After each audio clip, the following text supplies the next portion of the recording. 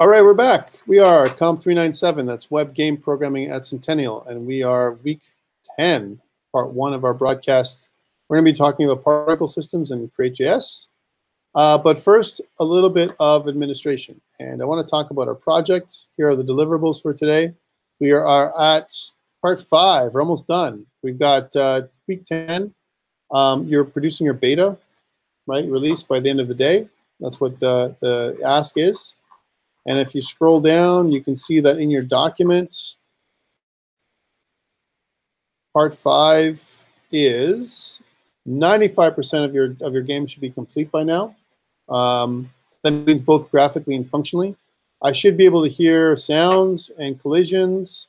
You know, there must be some kind of tutorial, you know, or something, maybe something telling me how to play your game somehow.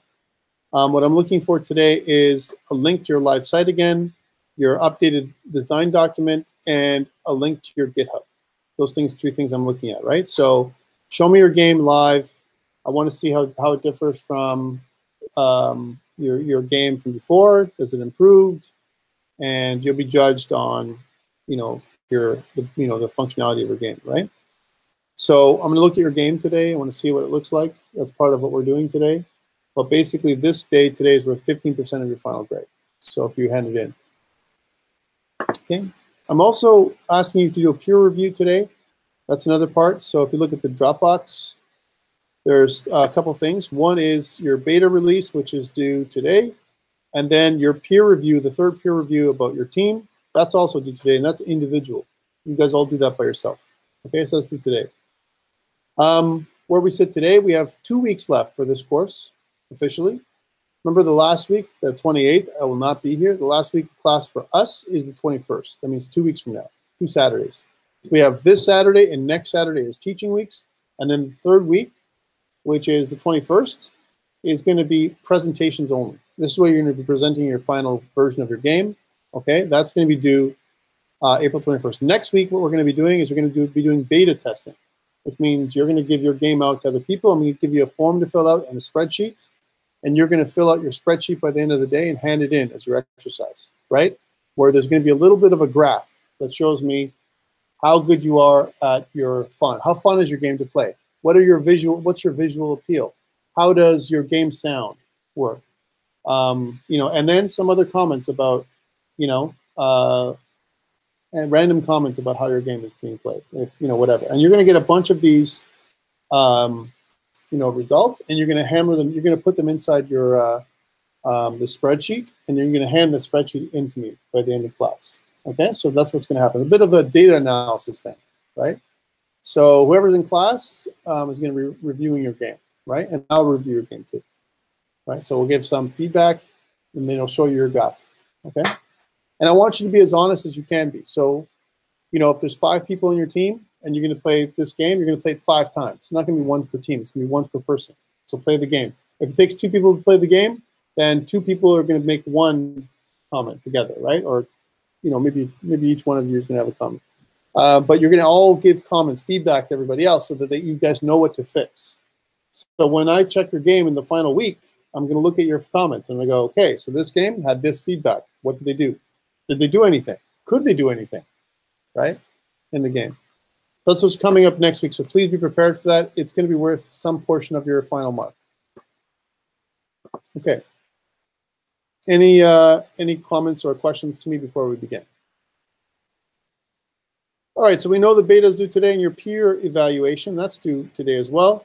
But what are we talking about today? Well, you know what? So far, what we've been doing is we've been building up a game, this mail pilot game, and what I want to talk about briefly today is how do I implement a particle system with CreateJS?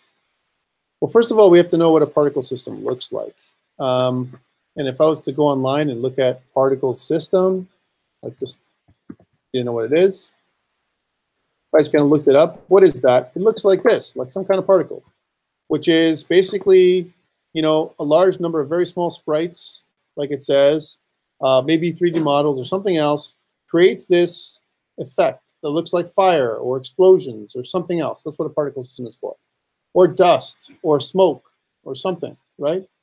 And, you know, how do you create that effect with with the web and CreateJS. It's really kind of tough to do, right? So that's the first thing. What is a particle system? It's this. And you guys should know about that. If you've taken COMP305 or whatever, you guys should have had a little bit of, or even COMP391, which is like the design part. You guys should know a little bit about what a particle system is all about. So a particle system is made up of a couple things.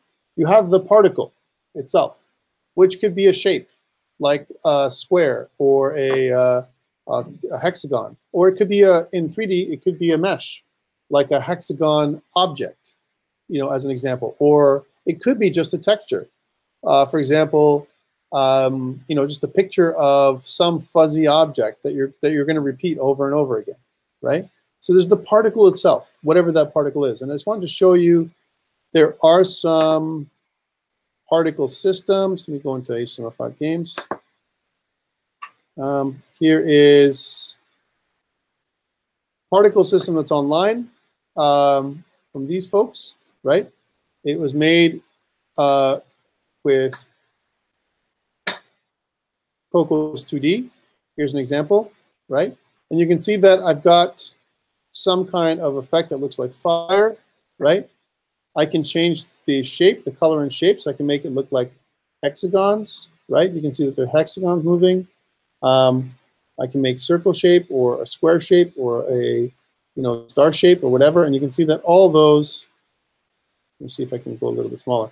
All those are shapes that you can use to create your particle. You can even use a texture, so it looks like it's a little smoother because it's phasing out. There's also this texture, so you can make it look more like fire or whatever. And you can change that around. You can also change the emitter. So if I go back to color and shape, I can change the, you know, the red value. I can change the green value, so there's less green and there's more blue. And you can see that when I modify the beginning and end colors, let's make it so that it's more less transparent and make it more green and blue at the end. You can have that there's color over lifetime. You can see that it changes from this fiery white and red to something else at the end. So you can make particles look very interesting, and they really make your game look much better than regular. And you can use them for things like explosions, dust trails, you know, gun trails, like bullet trails behind the bullet. You know, things like screen effects that you can use, all that kind of stuff. Whenever we make 2D games, we always say more particles, keep adding more particles, make it look more interesting, because it gives you more, it makes the game look more visually appealing, typically. I don't think there's enough particles you can use, unless it includes the main gameplay, you know, as an example. But you can see how this is all working. There's also motion. You can change the direction of the particles, typically. The area of the particles where they get generated from, right? The direction of the particles, you can make them change, right? So you can make them loop around. A nice little tool that's online. Now this is using some kind of, this is using WebGL, which is a different thing than what we use. But you can see how this looks very interesting, like almost like colored lights that move around. But this is the idea. So how do we do this in CreateJS? Well, we need a couple of things. And I have an example project. I'm not going to make you make this together with me today because it would take too long. It would take weeks to make properly, right? Took me some time to make. But I have this example project that I'm going to show you, and then I'm going to tell you where it is. In fact, I've already put it up on Slack if you really wanted to download it and follow along. So first of all, before I made this whole thing, I have to have a particle. That's the first thing, okay? So the first object I need is something called the particle object, right? And the particle object is going to, I made it extend the display object. So that's the basic display object that I extended, right? So the one that comes with CreateJS. Remember, all objects in CreateJS extend the display object, pretty much. This is like the super class.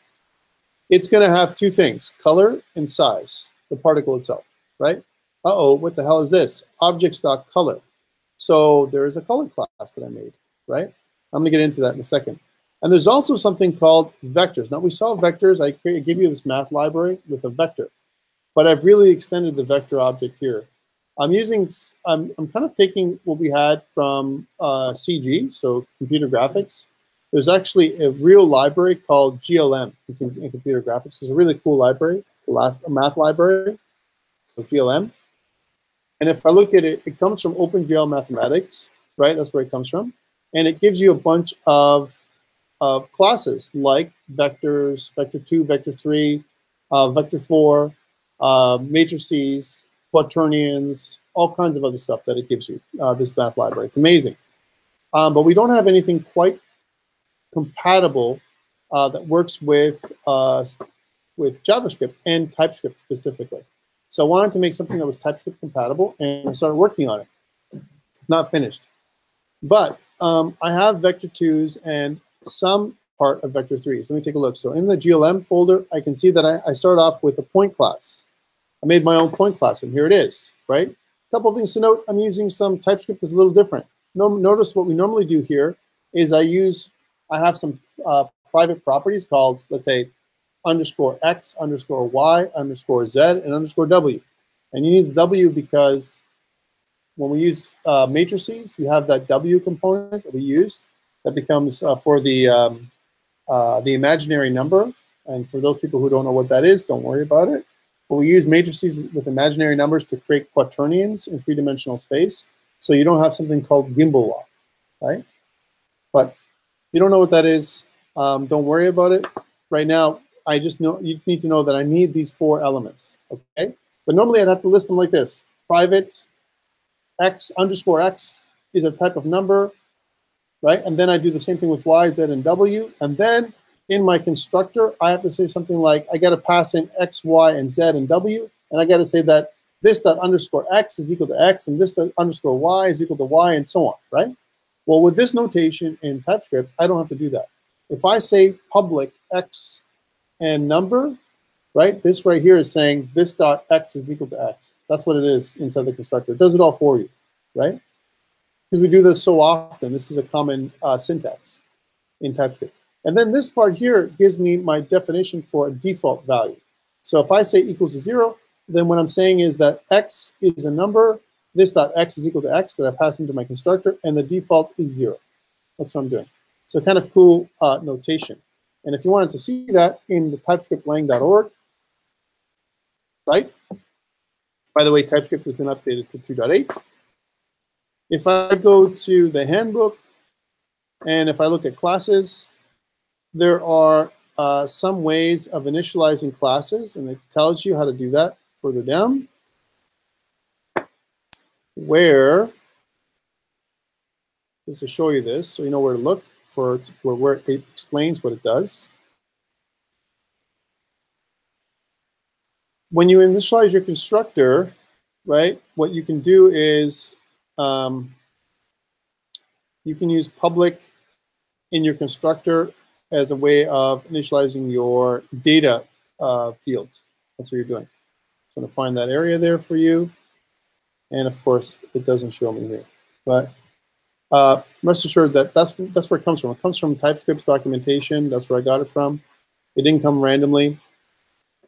I'm wondering if there is a thing here that can show you a little bit easier. I just don't think there is. Right? Classes and interfaces. All right, but that's really what it does. I wonder if it's in methods maybe, and maybe it'll show you in methods how it's done. But that's what it does. And notice also that in my files, I don't have a .js. So previously, you know, I have a .ts, a .js, and a .map. I don't have that, right? Because in this project, what I'm doing is I'm making everything point to a build folder. And I'm doing that in the tsconfig.json file. If I go to tsconfig.json, you can see that it's a little different. What I'm saying is I have an out file. And this is today. Remember, we keep on using this underscore reference.ts, that reference file that I keep doing. I'm saying, one day I'm going to show you. One day I'm going to show you how this works. Today's the day. Today's the day that I actually show you that I only need a reference file. And I don't need all that stuff listed in my index.html. I just need one file in my index.html. Just one file, which is going to be this file, game.js, inside my build folder. So my build folder, I only have one file, game.js, and it has everything inside of it. This is my entire game. Okay, so we're going to talk about this later on. But for now, going back to what we were looking at, so in my object, in my particle is actually an instance of display object. Display object comes from my CreateJS superclass, right? So if I go to easel.js, I look there, and if I go to the documentation, I can see that I have something called display object. And display objects extend something called event dispatcher, but display object is the superclass of basically everything else, right? That's what I'm creating. I'm creating an object that's very basic. And why is that? I cannot make my particle a game object. Even now, it's too fat for what it is. Remember, if I make 500 of these, each one of them is going to have every property that I list, right? So I've got to be I got to be as lean as I can. And I didn't cut it down as much as I could have, put it that way. All right, so here's my particle. So I got object, so color and size as private values. I have, my particle is going to have velocity and acceleration. It's going to move around the screen, right? It's going to have force and mass. It's going to have a beginning size and an end size, right? It's going to have color, begin color and end color, speed limits, a lifespan. It's going to live and die, my particle. It's going to be almost like an organic object that's going to be available. And that's what particles are like in CG, computer graphics, right? They're little things, little points of pixels that kind of move around the screen, and they give you that fuzzy effect like fire or something else. That's really my particle in a nutshell.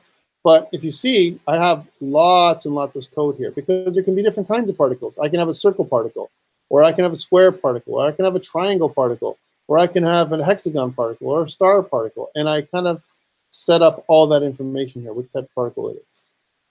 Hindsight being 2020, I could have made a particle model class and then a particle class itself. The particle model class could have held some basic information that the particle itself would extend, right? And the reason why I'm saying this is because sometimes this is too much information, right, for each particle to hold. But I wanted to keep it simple for you guys. So that's one. The other thing is I have some setters and getters and setters. I can set the color. Here's my constructor where I decide what kind of default particle I'm going to create. My default particle is a circle if you don't specify, right? And my default color is red and my size is 50 pixels. That's the default units that I've assigned for my particle, right? And I'm not going to go into too much detail here, but if you look through, it basically sets up the particle depending on what size it is, if it's a circle or square or triangle or hexagon or what have you, right? And then further down, what I do is I basically use caching, where I cache my bitmap so that way it has better performance. And what caching does is it creates a memory cache. So otherwise, if I don't do caching, my whole, all my particles really will slow down a lot, right? And you can use caching with your stuff as well. You've got to cache and uncache your stuff.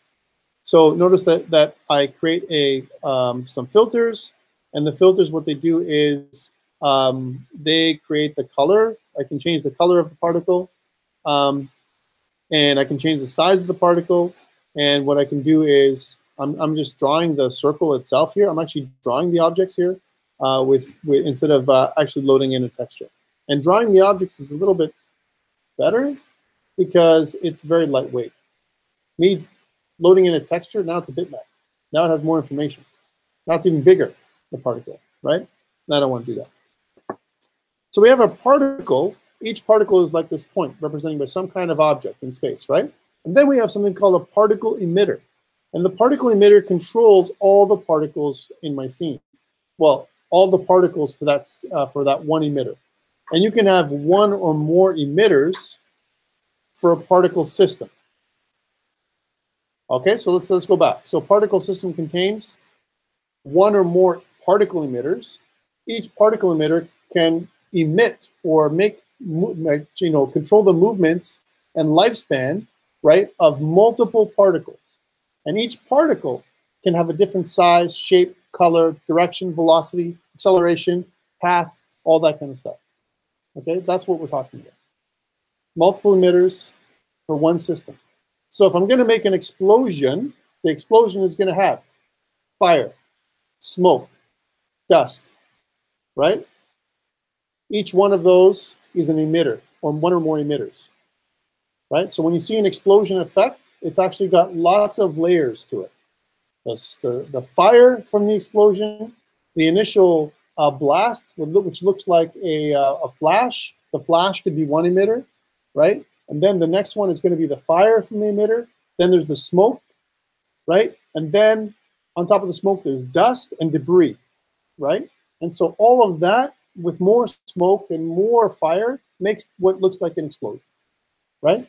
So we're looking at multiple emitters to make an explosion look realistic, okay? And each emitter has its own particles that it controls: color, shape, distance, velocity, all that stuff, okay? So a particle emitter, basically what it does is it has an array of particles, right? Each particle emitter, and it takes care of things like the size, the emitter shape. Is the emitter a circle shape? Am I going to emit particles in a circle? Am I going to emit particles in a rectangle? Am I going to emit particles in an arc, right? How am I going to emit the particles? How am I going to do that? That's what the emitter does, right? And as you can see, it has quite a bit of properties that it takes care of. Things like I can have also the path. I can follow the path of the particle. I can do attraction and repulsion. I can do things like I can add gravity to particles. I can do all kinds of stuff. So it can be as complex or as easy as you want to make it. I can have a beginning color and an end color, you know, as an example. And if you go down with this particle emitter, what it does is basically it initializes the particle emitter with at least one particle. That's what it does, okay? And then I can emit from different shapes. I can emit from a rectangle, or I can emit from a circle, or I can emit from an arc. And you can see that the arc's not quite done, okay? And then I build my emitter up. And what I can do is, once I initialize my emitter, this is my initialize method from my emitter, right, way back down here. Here's my initialize method. And then I can kill the particles and free my memory up, because I want to free my memory. I don't want to have these particles hang out forever, okay? So quite interesting particle emitter. And then, of course, I want to use a configuration for them, right? I want to have an enumeration for what type of particle I'm making. To test all this, I need an object. You know what? We have button and we have label. And I added in this project that I'm going to give you today, something called a slider, right? So you can actually choose a slider to slide how many I want. And if you look at the under objects, there is a slider object that I made for you guys. There's two types of sliders that you can make. You can make a vertical slider and a horizontal slider to create like you know, your tests if you want, right? So I built those up, and I've also made my own event for the slider. I created a new event called change, right? And the change event, what it does is it emits the change event when something happens to the slider. So if I change the slider, then what's going to happen is this event will be emitted, right? So this is on slider change. Basically, what's going to happen is when you change or move your mouse, when you pull and push your object around, you're going to have your mouse click event or press down, and then you're going to drag your slider around this little control. And when you drag the control around ever, you're going to emit another event called the change event. And that's what this part does down here, the dispatch event change, right? It actually emits this new event. And that's really what a slider is all about. It sets the position of the slider as an example, and then it allows me to move things around, change values for an object. That's what it does. So you can see there's lots of little things it does here. All right, so the slider.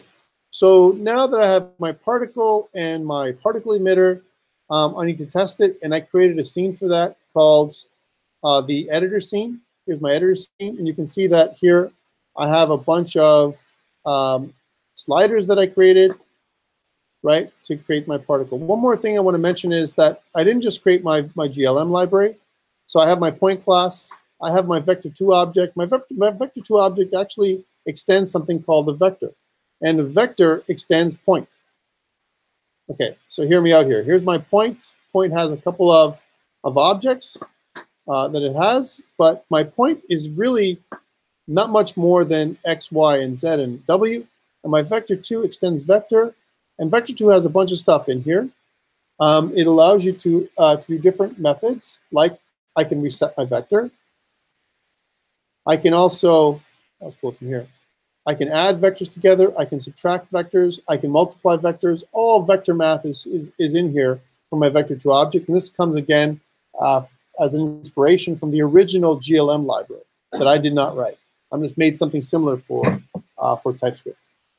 So that's what vector2 is. Utility also, I also have some utility functions. For example, epsilon. Epsilon is a very, very small number. And sometimes I want to approximate that I'm very close because we have these rounding errors with real numbers, right? Real numbers, when they round, what ends up happening with rounding is they round wrong and you lose data. So I want to say if this number is very close, like within 0.00001 of the number that I'm looking for, then it is that number, right? So I can approximately achieve that number as opposed to be very accurate. So you can't be accurate with computers. There's only so much accuracy. The other thing is that I also want to convert sometimes, degrees to radians and radians to degrees, and I have those constants I already set out here in my utilities. So I can say glm.degrees to radians, and then I'll be able to do that, right? Instead of me trying to figure out what this does or trying to, convert manually myself. I have a little function, a little constant that does that for me, right? So I can multiply by deg to rad, and then it'll convert my degrees to radians. I'm using, a lot of my functions use radians all the time. I can also have some basic things like clamp. So here's my clamp method, the utility clamp, where I clamp a number between minimum and maximum values. So just basic math functions that you guys can use. But one of the keys are the lerp. And a lot of times what we want to do is we want to linearly interpolate between two numbers, right? So linear interpolation, and again, this is a very, very high level because we don't have any time to talk about this. And this is not a math course, but let's suppose that I'm going to use this fireworks as a whiteboard. I have 2 points in space. One day when this thing kind of goes up, I have 2 points in two-dimensional space, and I want to find a point. I want to come closer. I want to take my first point, and I want to come closer to my second point, right? As an example, by some value. One day when this opens, it looks like it's opening, then I can show you. So let's open this up. Let's do, I don't know, 1,000 by 1,000 screen. Here we go. And let's say I have these 2 points. So I have these 2 points in space. So I have kind of this point here. And of course, it's not showing up. Let's make it so that it is, instead of white, it's black. There we go. We have that point there. That's really big points. And let's make another point over here. Here's a point, so a point in space. And I want to kind of move from this point to this point. And I want to make it smooth, right? How do I do that? I can do something called linear interpolation, right? Because I'm going to have a line that goes from here to here. And I want to be somewhere in between this line. And what I can do is every frame, I can move my object closer and closer to this object, right? And the way to do that is, of course, to have some kind of value to do it. So let's say my t-value, we use something called a t-value, and let's say the t-value is 0.5. Well, then, guess what? That would take the line itself and cut it in half, and somewhere between the line, I would create another point. So this 0.5, when my t-value is 0.5, it would be exactly equal between the 2 points. And then let's say I want to move between this point and this point, and my t-value is also the same. So now it's going to be here, approximately, right? And then I move between this point and this point. And now it's going to be probably somewhere here. If I can actually draw my objects. There we go. It's a really big line, okay? There we go.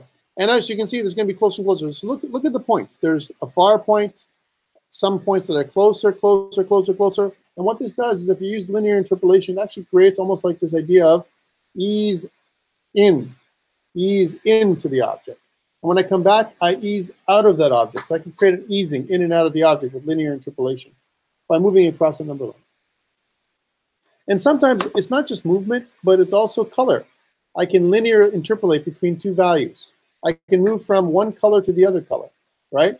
I can move from, one scene to the other scene. I can linearly interpolate from one bitmap to another bitmap. I can fade in and fade out, and I can do that with lerping, linear interpolation. So we have that function, and we didn't have that. Of course, it doesn't come with any CreateJS library. I have to include it, and I did that here. I created this lerp, and what it does is it basically takes two numbers and a t-value, however you want to move things to that other value, and it'll create a t-value that lerps between these two numbers and returns a number based on those, some value between those two numbers. Okay, that's what it does. You can lerp, that's a clamped lerp, so it clamps between 0 and 1. It clamps the t-value between 0 and 1. And you can also have a t-value that's not clamped between 0 and 1. So it could be some other thing that's outside of 0. It goes beyond the numbers, beyond the 2 points, or before the points, that kind of thing. We also have lerping angles. I can lerp between two angles. I can lerp between two colors, right? And in order for me to lerp between two colors, I have to have a color object, which I created. If you go to the objects and then color, you'll see when you have access to this library that I have a color, which is RGBA. I also have a hex string and full hex, and we'll talk about the difference between hex and full hexes. But basically what it allows me to do is return different parts of the color. I can return the red value, or I can return the green value, or the blue value. And sometimes I want the alpha value, or maybe the hex value. So what's the hex value of the number? So I give you a number, but I want the hex value back. And I can convert that for you, right? And then sometimes I want all the colors, RGB, but not the alpha channel, right? And I also have methods to convert to a string, so I can see what the RGB value is of the color. I can do that.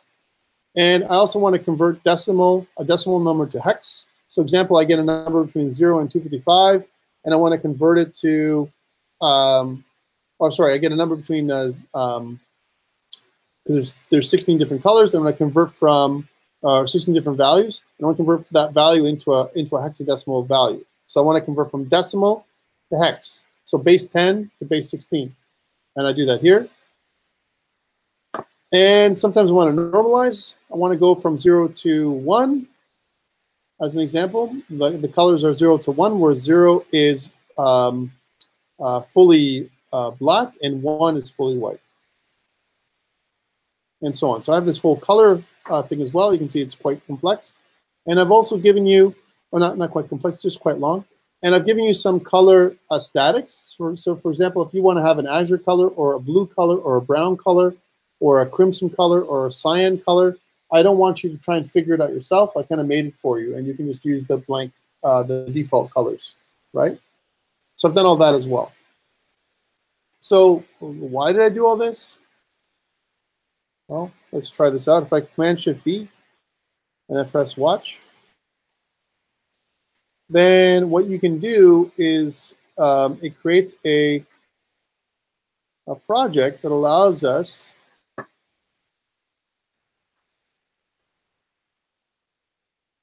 to test out some particles. Now again, this is not fully complete, but I gave you what I have. It gives me something that looks like this. So this should be familiar to you. You have a start scene, and notice I have my stats counter on the top. If I click start, I have this single little, object that goes boop, boop. Here's my hexagon, right? But I can increase that number. I can kind of increase the number to a bunch, so it kind of flashes a little bit, right? And then what I can do is I can change the particle, let's say to a star. Here's the star particle, right? I can create my radius. I can increase my radius and the shape. So right now my shape is 10 by 10. I can change my shape so it's like 45 by 59. It's in a rectangle shape or a circle. So here's, let me just change that to a rectangle. There we go. So I can make my rectangle so it starts off the width and the height, and you can see how it kind of comes into the top. There we go. And that's with the stars, right? I can go shift back down to a circle shape. There we go. And you can see how it looks more like fire. I can increase the particle amount, right? Or I can go dial it right back down to something like really much smaller, right? So you can see that it kind of makes those particles. And then again, these particles are all being drawn to the screen at the same time. They're all being drawn here, right? And if I click the next button, by the way, the next button, all it does is it stops the particles, right? There's nothing that happens here. But that's what the particle system does. You can also change the, notice these are the sliders that I made. These are all the sliders. I made a series of sliders for you guys, so you can use this as an example. I can change the shape from, you know, square to, well, it says square, but it goes actually hexagon to a circle and back. There we go. I could have made buttons for that. Here's my my radius. This is important. If I want to make the shape, instead of a rectangle, if I want to go with a circle shape, you can see that I've only got one particle. I can make more particles, right? So it can look like that. Right, there we go. And I can change the radius, so it's really big. So it can kind of look like more of an explosion type. So why am I showing you this? Because it's here. If you look at Slack, and if you look at there's a link that I give you on Slack, and you'll have the whole project that you can look at and use for whatever you want, right? And again, this is using thing. You can see that I've got still about 60 frames per second. And this is for a system that has 149 stars. And if I increase it to about 1,000, you can see how that really slows it down, right? Because you can see a circle shape with a lot of stuff. I'm also broadcasting. This takes it down to about 11 frames or 14 frames per second, okay? Remember, I'm doing that while I'm broadcasting live, right? So you can see that the difference in shapes, the radius is 500. And if I change the shape, so I can change the shape to, instead of stars, I can make it so it's circles. Circles are more of a basic shape. Well, you can see the little dip I took in performance up here, right? And this is using caching and everything. But remember also that I'm doing things live, right? So you can see how that's slowing things. It's really bogging down. While I'm doing this, I'm doing a bunch of other stuff at the same time. Typically, you don't need this many. You can get away with around 50 particles, and it looks pretty good from an explosion perspective if you keep the radius small. So instead of having a 500 pixel radius, if you keep the radius within like 60, right, you can see that they regenerate quite fast, right? And again, there's some, you can see it goes right to the radius and then they die immediately. And if I don't want that to happen, if I want them to have, you know, life over a lifetime, like I can count how long they go. They don't have to end right here. They just won't be generated anymore over here. All right, so particles, very, very simple. And of course, I made a game with this. I unfortunately can't share it because it uses some music that wasn't mine on YouTube, right? But I will share it with you during the break, okay? And the game that I made uses particle systems very similar to this to make explosions, right? And fire. So you guys we'll check that game out later on. Any questions around particle systems in the library I'm giving you, right? You can use this library for yourself. You can look through it. You can test it out and change some values.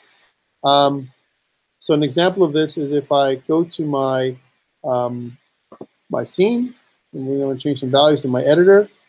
My editor right now, what it does is it starts off with a particular color. So I have something called my my emitter shape. This is my emitter shape. I also have my particle type. What's my particle type? Particle type might be the shape of my particle, I'm guessing. So if I go to my particle type slider, it's of type slider, right? And here's the number of particles. Here's my particle type, where my my type is a circle right here. Particle is a circle, right? And I can see that depending on what my value is of my particle, right? I'm going to have some values. I probably initialize my value as a certain amount. And depending on when my value goes from circle to square to triangle to hexagon, I can do different kinds of particles. So whatever, depending on what that is, I can set my particle type to what it is. Now, if I always wanted it to be hexagon, as an example, then I can just set my particle type to hexagon. I can just say that set particle type, whatever, no matter what they choose, I can always choose hexagon, let's just say, right? So you want to try this out, and if I want to say that, well, this particle type is always a hexagon, right? I can do that here. I can say all my particles are hexagons. Let's see how that looks, right? So again, what I got to do is it transpiled, right? It transpiled, so because I'm watching. So if I save my particle, it transpiles, but here it doesn't get updated. And if I restart the scene, and it doesn't matter what I choose, it shouldn't change my particle. It should always be hexagons. Notice that? My particle is always hexagons now. And I can change my radius. I can make my type circle, and I can change my radius to really big. I only have one particle, right? I can change my particles. Now they're all hexagons, right? And I can reduce that much more, right? So I don't have to, the less particles I use, then the more efficient kind of the way it is. Now I didn't change, there's a lot of stuff I could have put in here. I could have put a lot of different options to change. I only had these ones, and you can make your own with a slider. So slider you can use slider for things like sound. I want to put options in my game to turn the sound on and off, right? To change the other values that you want, right? So some other things that you can put in here. Okay, so particle systems. All right, any questions around particle systems at all and what we just talked about? So again, it's a library. This library also comes with some hidden things. For example, it has some managers for you. Normally, we talked about the keyboard manager. We did that one. I already gave you this one. But I also have the mouse manager, which you can incorporate. So it actually creates a mouse object as well that can be used across your game, as well as a gamepad object. So you can use a gamepad like an Xbox controller, as an example, where plugging it into your machine, right? So it uses this too, and it's not that difficult to create a gamepad, right? By using this gamepad.ts file that I included for you. So a lot of little things here where I can move the player based on my gamepad, and I can use both schemes. I can move my player with my mouse and my keyboard, or I can use my gamepad too if I had it plugged in, right? So really cool stuff that you can use, and it really depends on what the player is. You can see that I'm returning direction for the player, and whatever the player is, depending on my X and Y axis for my vertical and horizontal sticks, right? It can change stuff, and I can basically move the player during my update phase. But I got to pass in a reference to the player, I believe, inside my constructor. So here's my constructor. I pass in a reference to the player, and I also pass in my gamepad index, which is a number, 0 for the first gamepad, 1 for the second gamepad, and so on, right? And for each gamepad, I can control multiple players. If you only want to have one gamepad for the whole game, just pass in 0, right? So it's only going to work with the first gamepad, right? But this literally will allow you to move the player anywhere you want on the screen. Okay, that's what this does. All right, questions around this? Okay, cool. So you have this up. It's up on GitHub for you for your use. You can use it for your game if it gives you some time to use. Okay. All right, so that's particle systems in a nutshell. What I want to do now, we're sitting at around 4:45, right? For the remainder of the time, there's two things I want to do during the break. I want to show you the game that I quickly made, right? Not the game for a level up, but the game I made with particles to show you what they look like, CreateJS. That's number one. And the second thing is I want to start looking at your game. So I want to see what your game looks like, the current state of your game, right? And I want to give you some feedback so that you have that for next week, because next week, like I said, we're doing our beta testing. Okay, that's next week coming up. Okay. So to help us with the beta test and all that kind of stuff, I'm going to sit down with you and give you direct feedback. Hopefully you can fix things before next week so your beta test results are a little better, right? All right, and just as a reminder before we stop the video is remember that tonight your beta is due at midnight. It's worth 15% of your final grade for you and your group, and so is your peer evaluation form number 3, okay?